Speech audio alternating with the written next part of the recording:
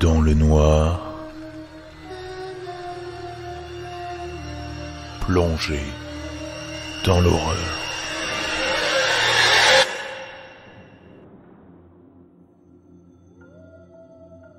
J'ai l'impression que je vais passer pour un relou, mais je peux pas laisser cela continuer. Et je veux aussi que cette lettre soit vraiment bien rédigée, parce que c'est le genre de choses qui pourrait vraiment énerver quelqu'un. Bref, cette lettre est pour mon voisin. J'habite ici depuis environ 6 ans, et eux, depuis 8. Nous ne sommes pas vraiment proches ou quoi que ce soit. On se salue, et on parle si on se croise dehors, mais c'est à peu près tout.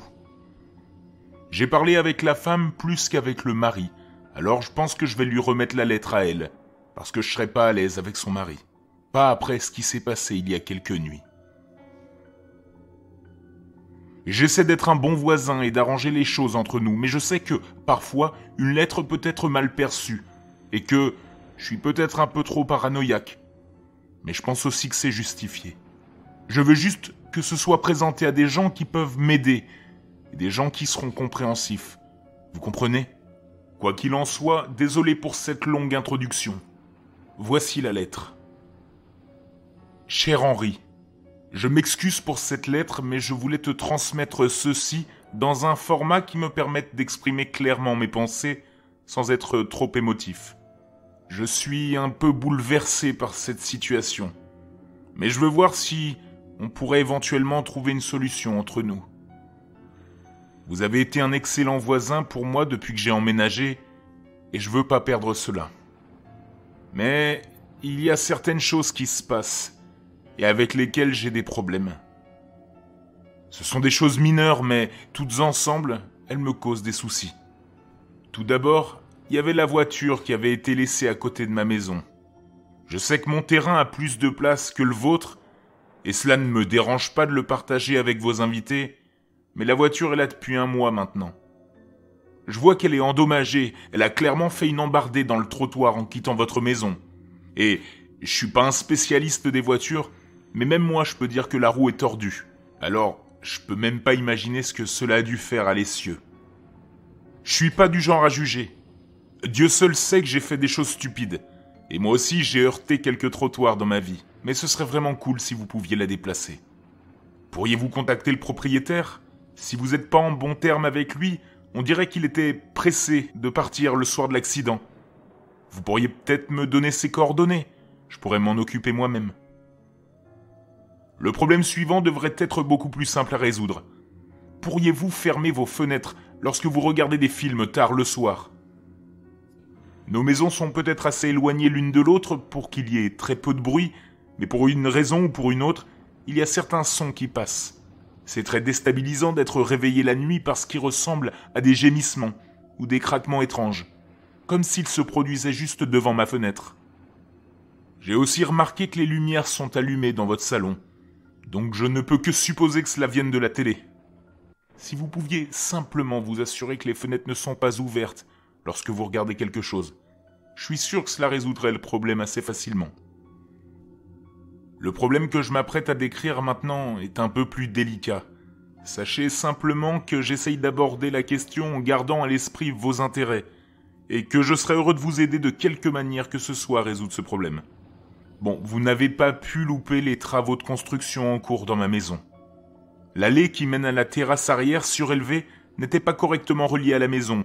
En fait, une des planches qui reliait ma maison à la terrasse était pourrie. Heureusement, ils ont pu la reconstruire plus rapidement que prévu.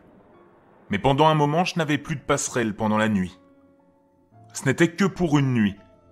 Ils ont fait la démolition et l'ont reconstruite le jour suivant. Pendant les travaux, je ne restais pas dans ma chambre. Mais un soir, alors que je passais devant, j'ai jeté un coup d'œil à l'intérieur. C'était un spectacle étrange que de voir une porte coulissante en verre avec rien d'autre que du vide derrière elle. Honnêtement, je suis pas sûr de ce qui m'a poussé à la regarder. Peut-être que j'avais vu quelque chose du coin de l'œil. Au début, ça semblait à peu près normal. Mais un petit moment plus tard, j'ai réalisé qu'il faisait bien trop sombre dehors. Je ne pouvais pas voir la lumière de votre jardin, ni celle des autres maisons. Et puis, j'ai réalisé que c'était parce qu'il y avait quelque chose qui bloquait la lumière. Il y avait quelque chose, juste devant la vitre. C'était assez difficile à voir à cause de l'obscurité, mais c'était sans doute une personne.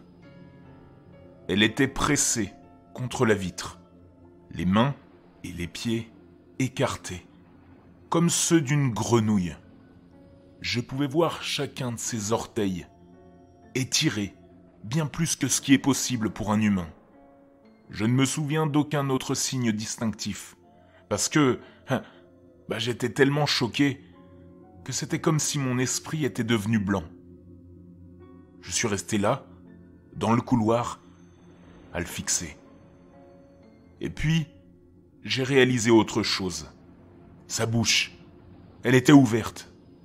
Sauf qu'elle n'était pas seulement ouverte, son menton était étiré jusqu'à sa poitrine. Je pouvais voir des dents blanches posées jusqu'à ses épaules. J'aurais aimé regarder une plus grande partie de son visage, juste pour être certain de ce que c'était. Mais mon regard était fixé sur sa bouche. J'étais paralysé par la peur. Sa tête bougeait comme une feuille dans un ruisseau. Et j'ai réalisé qu'il y avait une langue qui dépassait de ce vaste trou béant qu'était sa gorge.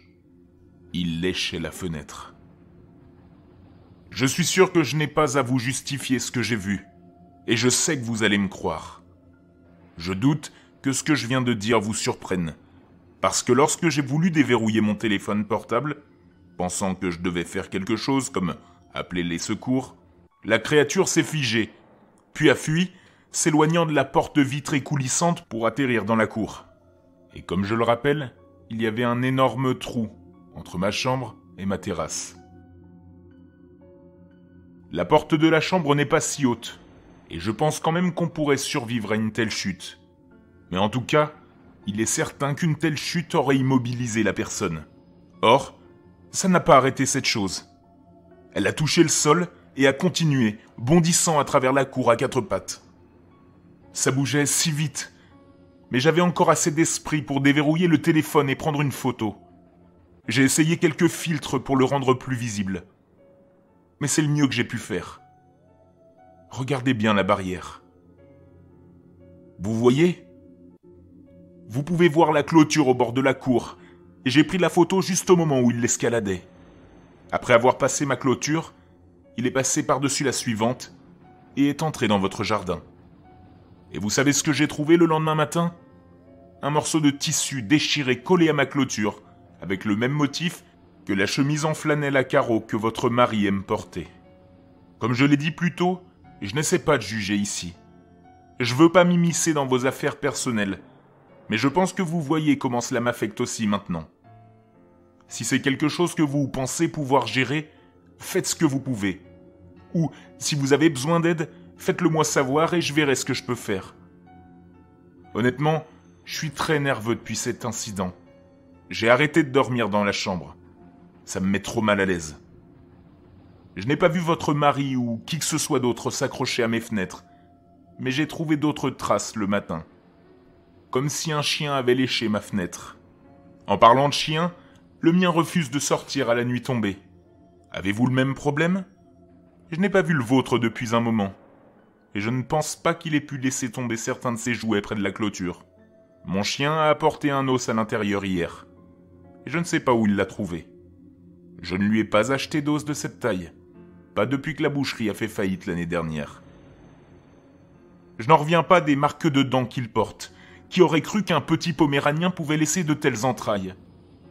Quoi qu'il en soit, je suppose que c'est votre chien qui l'a fait tomber.